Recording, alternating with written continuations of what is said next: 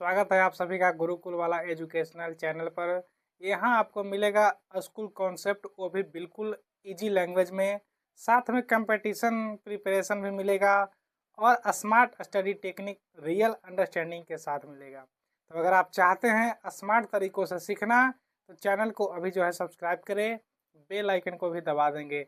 आज का टॉपिक है हिंदी व्याकरण। जीरो लेवल से स्टार्ट करते हैं, चलिए शुरू करते हैं। हिंदी व्याकरण। हिंदी व्याकरण, इसमें पहला है वर्ण परिचय। वर्ण किसे कहते हैं?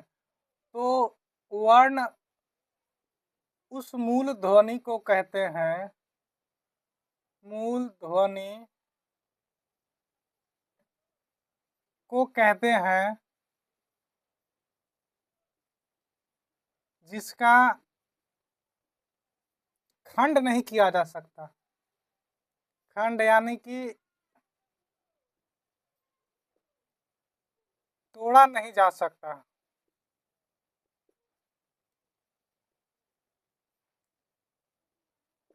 वर्ण उस मूल ध्वनि को कहेंगे जिसका खंड नहीं किया जा सकता, तोड़ा नहीं जा सकता, टुकड़ा नहीं किया जा सकता है। ठीक है, जैसे देखते हैं एग्जाम्पल में, देखिए राम और गया, ये दो एग्जाम्पल है। इसमें चार मूल ध्वनि है। इसमें चार मूल ध्वनि है। कौन कौन है? र, आ, म, अ। एक दो तीन चार, ये चार क्या है? मूल ध्वनि है। गया में देखिए ग,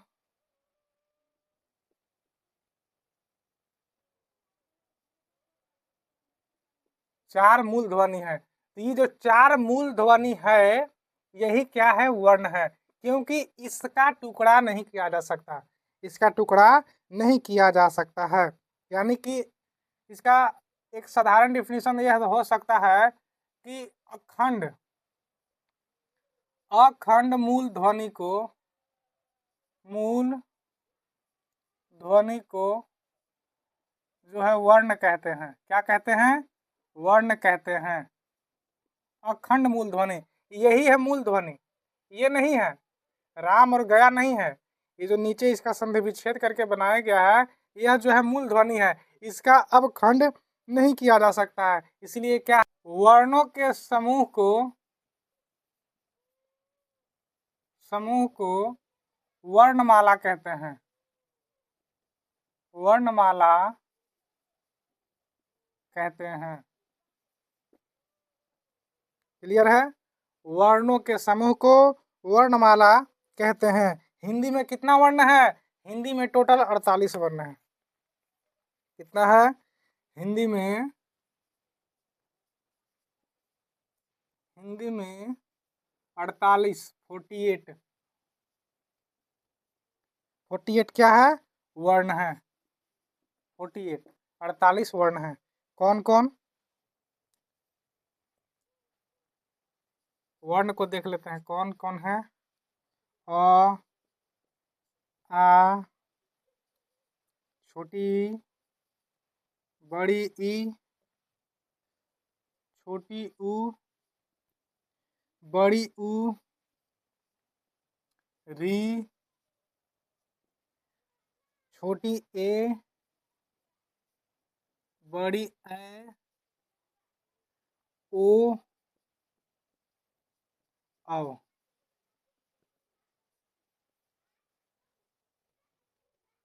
11। ठीक है, हिंदी में 48 वर्णमाला है, जिसमें से 11 क्या है? स्वर है। क्या है? स्वर है। बाकी है व्यंजन, बाकी व्यंजन है। कौन कौन है व्यंजन जी? देख लीजिए।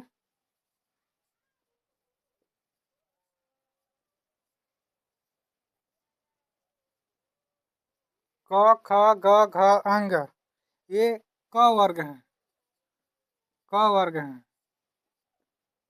आगे है च, छ, ज, झ, ञ। ये है च वर्ग, च वर्ग। इसको बांट देते हैं यहाँ पे। आगे देखते हैं ट, ठ, ड़, ढ, मूर्धन्य न। ये है ट वर्ग, ट वर्ग है। आगे देखते हैं त, थ, द, ध, दंती न। ये है त वर्ग। आगे देखते हैं प, फ, ब, भ, म। ये है प वर्ग, प वर्ग है। आगे देखते हैं य, र, ल, व। ये है अंतः अस्थ। क्या है? अंतः अस्थ। डिटेल में इसको आगे जानेंगे। ठीक है, अभी केवल प्रकार देख लेते हैं कि कैसे कैसे बटा है। 48 कौन कौन है, आगे देखते हैं। तालव्य स, मूर्धन्य स, दंश स और ह। ये है ऊष्म। क्या है? ऊष्म। आगे है ड़ और ढ।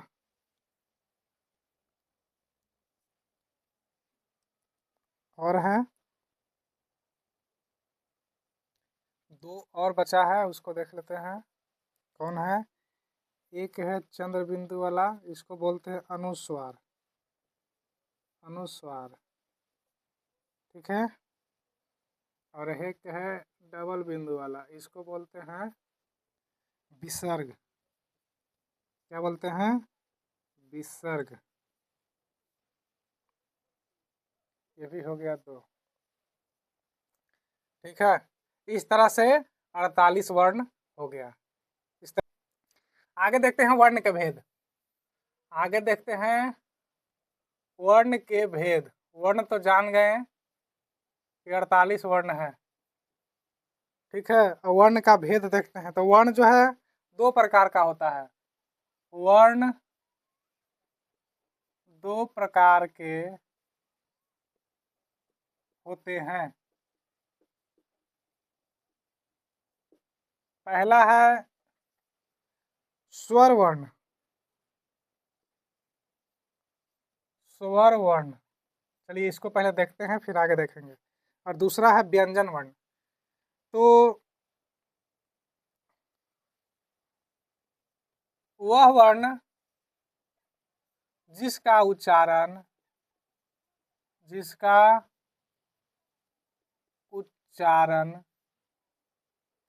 किसी दूसरे वर्ण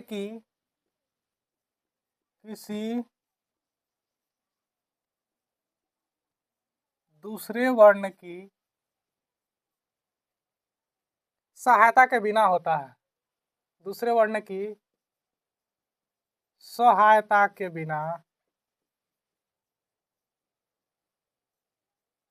होता है।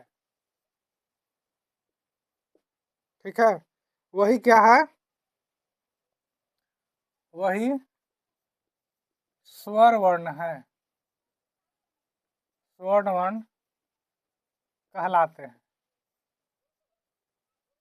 जिसका उच्चारण किसी दूसरे वर्ण की सहायता के बिना होता है, वह जो है स्वर्ण वर्ण कहलाते हैं।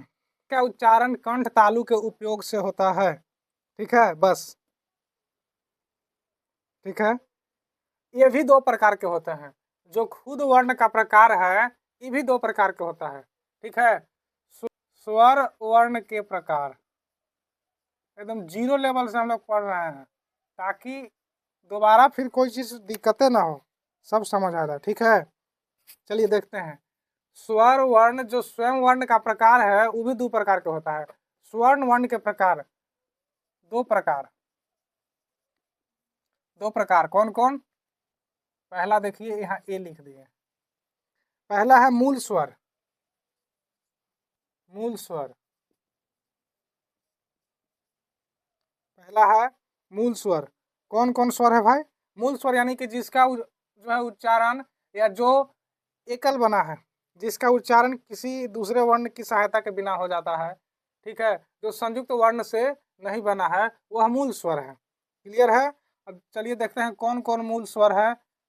अ, आ, ई, उ, छोटी ऊ और बड़ी ऊ, ए, ओ। ये जो है मूल स्वर है। क्या है? मूल स्वर है। दूसरा है संयुक्त स्वर, संयुक्त स्वर, संयुक्त स्वर। कौन है संयुक्त स्वर? जो दो वर्णों से मिल करके बना है, जो जो स्वर वर्ण के दो वर्णों से मिल के बना है वह संयुक्त स्वर है। क्या है? संयुक्त स्वर है। संयुक्त स्वर कौन कौन है? तो ए, बड़ी ए, और कौन है? औ, औ। अब देखिए कैसे इस दो को से मिल के बना है, तो इसको देख लीजिए। ये देखिए मिल के बना अ प्लस ए से मिल के बना है बड़ी ए, और अ प्लस ओ से मिल के बना है औ। क्लियर है? ये क्या था? ये था संयुक्त स्वर। अब देखिए मूल स्वर, जो स्वर वर्ण का प्रकार है, ये भी दो प्रकार के है। ये जो मूल स्वर है ना, ये भी दो प्रकार के है। मूल स्वर, मूल स्वर भी दो प्रकार के है, दो प्रकार के होता है, दो प्रकार के होता है। मूल स्वर दो प्रकार के होता है, ठीक है। अब इसको भी देखते हैं, इसको रोमन से लिखते हैं, रोमन 1। पहला है हर्षव,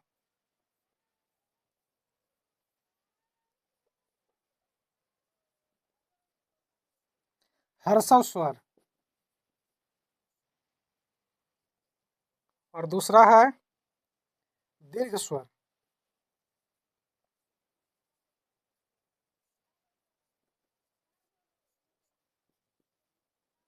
अब इसको देख लेते हैं। मूल स्वर भी दो प्रकार के हैं। पहला है हर्षव और दूसरा है दीर्घ। हर्षव स्वर और दीर्घ स्वर। तो कौन कौन है हर्षव स्वर? उसको देखिए, अ, छोटी ई, छोटी ऊ और री। ये जो है हर्षव स्वर है। क्यों है? क्योंकि उच्चारण में कम समय लगता है, उच्चारण में कम समय लेता है, ठीक है। अगला है दीर्घ स्वर। कौन कौन है दीर्घ स्वर? तो आ, बड़ी ई, बड़ी ऊ, ए, छोटी ए और बड़ी ए, ओ, औ। ये जो है क्या है? दीर्घ स्वर है। उच्चारण में दो गुना समय लेते हैं, उच्चारण में, उच्चारण में दो गुना समय, दो गुना समय लेते हैं।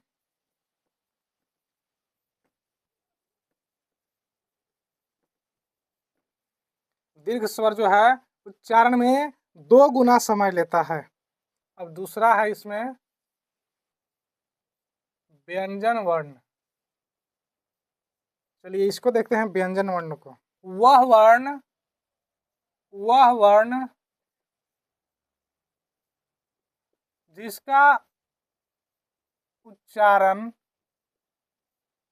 जिसका उच्चारण स्वर वर्ण की सहायता से होता है, स्वर वर्ण की सहायता से होता है।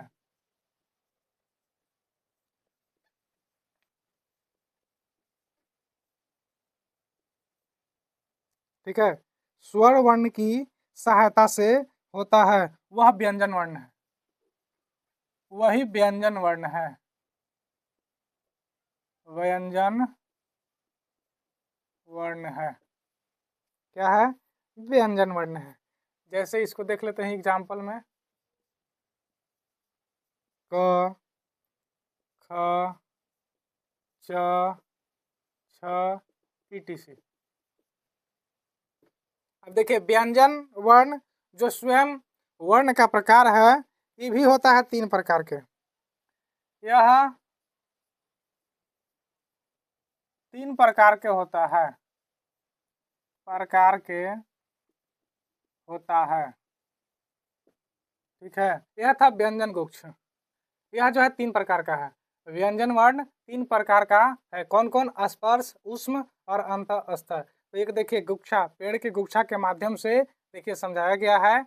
ये जो है सब स्पर्श व्यंजन है, प वर्ग, त वर्ग, ट वर्ग, च वर्ग, क वर्ग, ये सब स्पर्श व्यंजन है।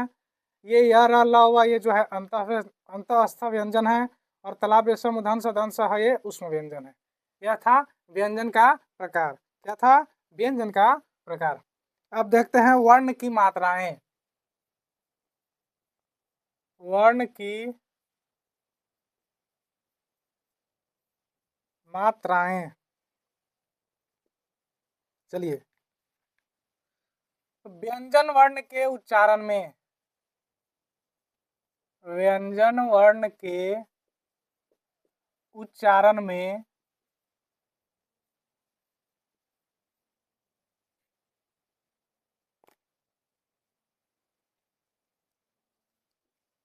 बोलिए। हाँ प्रणाम, बोलिए। हम दूसरा जगह हैं, कहिए क्या बात है।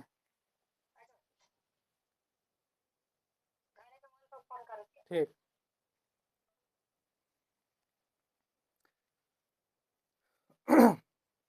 वर्ण की मात्राएं। व्यंजन वर्ण के उच्चारण में जिन स्वर मूलक चिन्हों का प्रयोग किया जाता है, जिन स्वर मूलक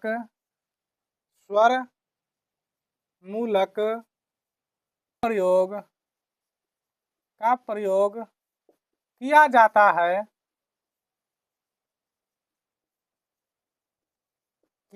है, उन्हें मात्राएं कहते हैं, उन्हें मात्राएं कहते हैं, उन्हें ही मात्राएं कहते हैं। व्यंजन वर्ण के उच्चारण में जिन स्वर मूलक चिन्हों का उपयोग किया जाता है, प्रयोग किया जाता है, उसे मात्राएं कहते हैं। यह 10 है। यह मात्राएं 10 हैं। कौन कौन है 10? देखते हैं।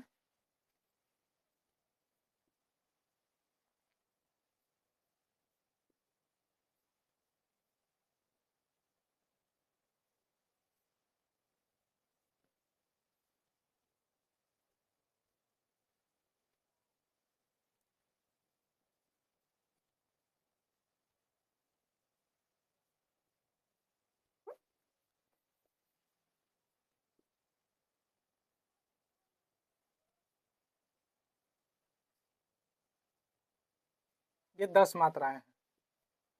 यह जो है 10 मात्राएं हैं। यह केवल यह केवल यह केवल व्यंजन में ही लगता है, केवल व्यंजन में ही लगता है। जैसे जैसे का, की, छोटी की, बड़ी की, छोटी कू, बड़ी कू, क के आधार पर। अगर व्यंजन अगर क मानते हैं तो क के आधार पर देखिए 10 मात्राएं कैसे लगती है, उसको देखिए बता रहे हैं। बड़ी कू, छोटी के, बड़ी के, को, कौ और क्री, ये 10 मात्राएं हैं। क्या है? 10 मात्राएं हैं। अब पढ़ते हैं अनुस्वार और विसर्ग। अनुस्वार, इसको बोलते हैं अनुस्वार, इसको बोलते हैं विसर्ग। अब चलिए इसी को देखते हैं।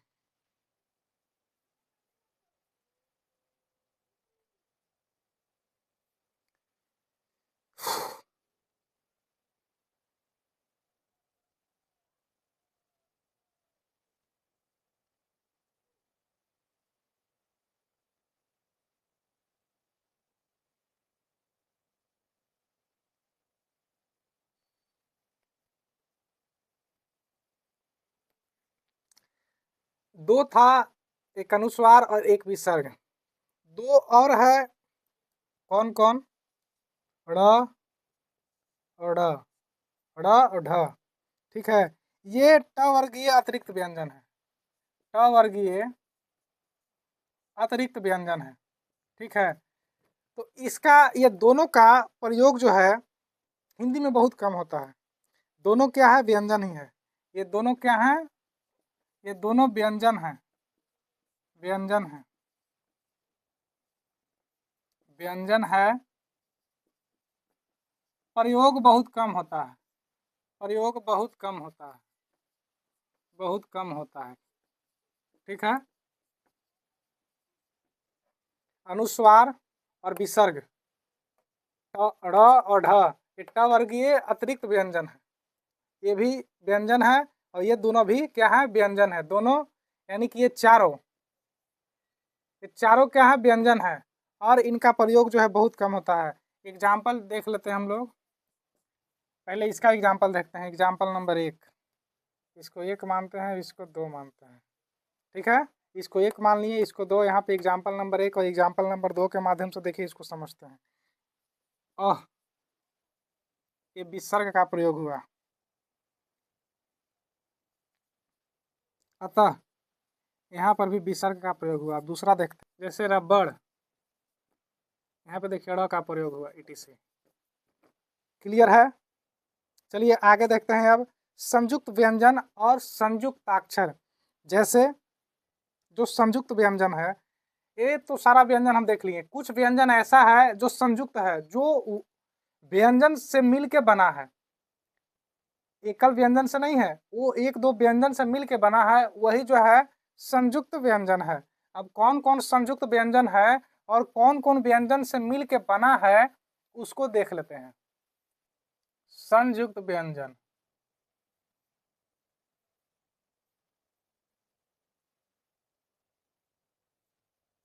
संयुक्त व्यंजन, 4 संयुक्त व्यंजन है। संयुक्त व्यंजन है, पहला है संयुगिया छ, दूसरा है तरह, तीसरा है ज्ञान और चौथा है स्र। अब देखते हैं कि कौन कौन व्यंजन से मिलकर यह जो है बना है। ठीक है,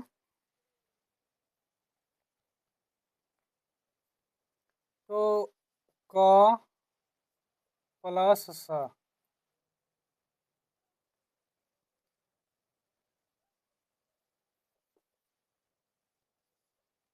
हलंत क हलंत स से मिल के बना है संयुगिया छ। ठीक है, हलंत त हलंत र से मिल के बना है तरह। क्लियर है? हलंत ज और हलंत इया से मिल के बना है ज्ञान। तलाव्य स, हलंत तलाव्य स और हलंत र से मिल के बना है हलंत स्र, हलंत स। दो या दो से अधिक व्यंजनों के मेल से संयुक्त व्यंजन जो है बनता है। अब पढ़ेंगे हिंदी ध्वनि के उच्चारण स्थान। ध्वनि के उच्चारण स्थान। हिंदी में जो भी ध्वनि है उसका उच्चारण कैसे होता है और मुख के किस भाग से उसका उच्चारण जो है होता है, उसी को जो है समझेंगे, उसी को जानेंगे।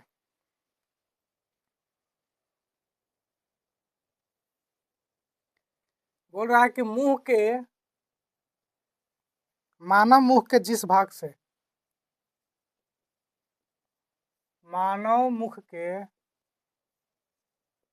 जिस भाग से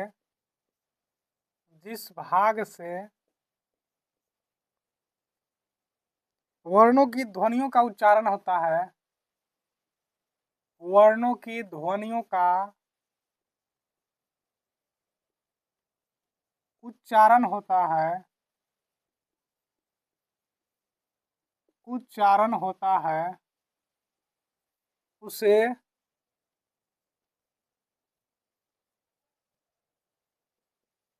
उच्चारण स्थान कहते हैं।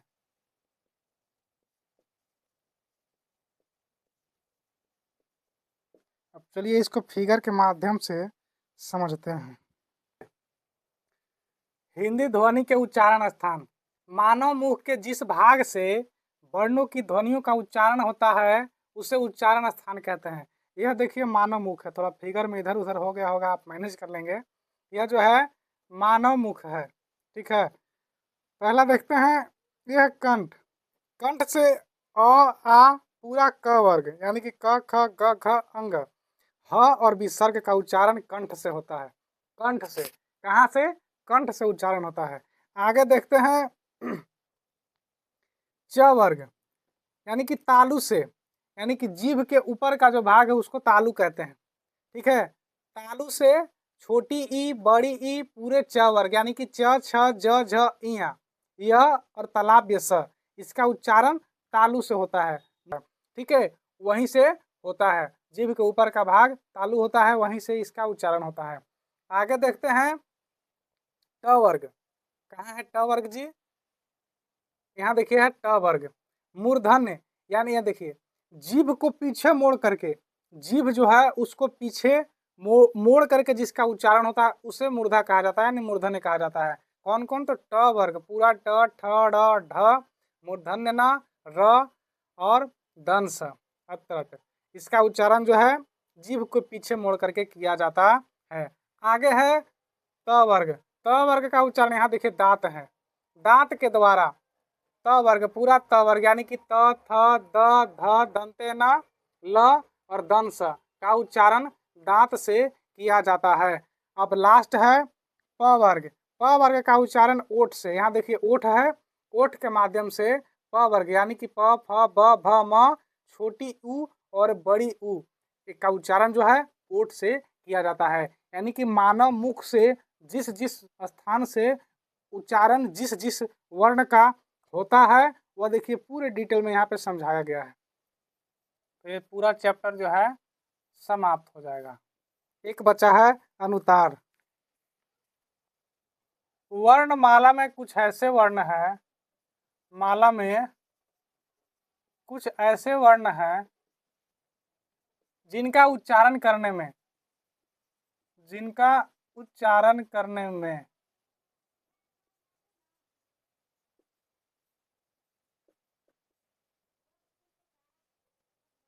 स्वर तंत्र,